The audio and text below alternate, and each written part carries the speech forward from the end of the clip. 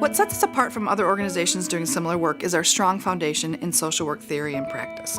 We really look to be innovative in the work that we do, but we also are looking at evidence-based practice. We're looking at research, and we really strive to build those components into our programs in order to better serve children and families. Another thing that sets us apart is our commitment to and our ability to bring in local community actors and the local church. Using those two key partners really helps build our reputation in the community, but also helps us to reach more children and more families.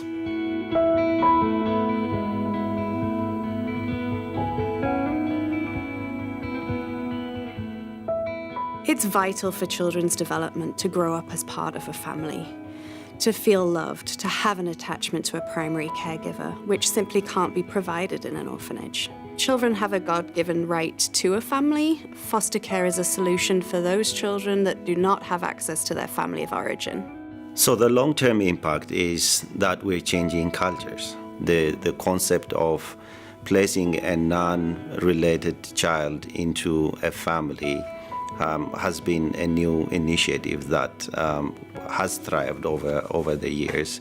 And now, because of that, our government is appreciating the fact that we've introduced it, but also introducing new policies and laws that safeguard the welfare of children.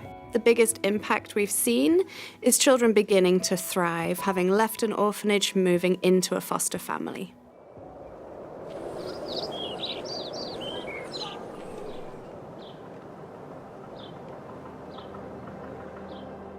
The average refugee stays in a refugee camp for 17 years, and only 1% of refugees are resettled into a third country.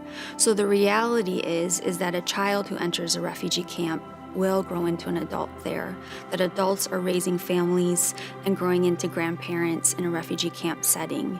So for most unaccompanied minors and separated children, they leave the country without any preparation. They usually have seen their parents killed or their relatives die, and they haven't been able to process that. They haven't been able to talk to anybody and get professional support. So when they arrive in the refugee camps, most of them come with that trauma and horrific experience.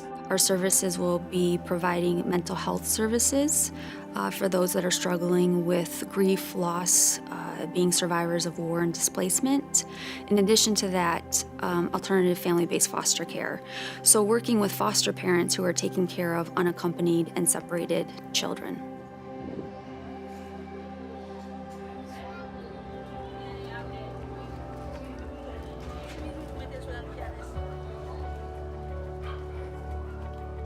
Our families in the Family Preservation Program, sustainability means that they are able to provide for the basic needs of their children, that they have the economic means to be self-sufficient.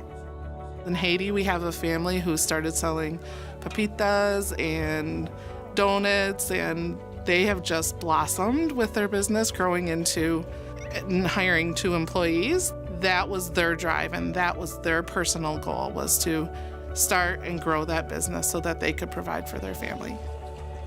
Our programs are building on 75 years of experience in the U.S. Governments are calling us, asking for help. Communities, local organizations are saying, please help us do the work that you're doing. What we need now is partners. Partners in the community, partner in churches in America to come alongside us with their financial support and their prayer to help us to do the work more efficiently and more deeply in the countries that we're in.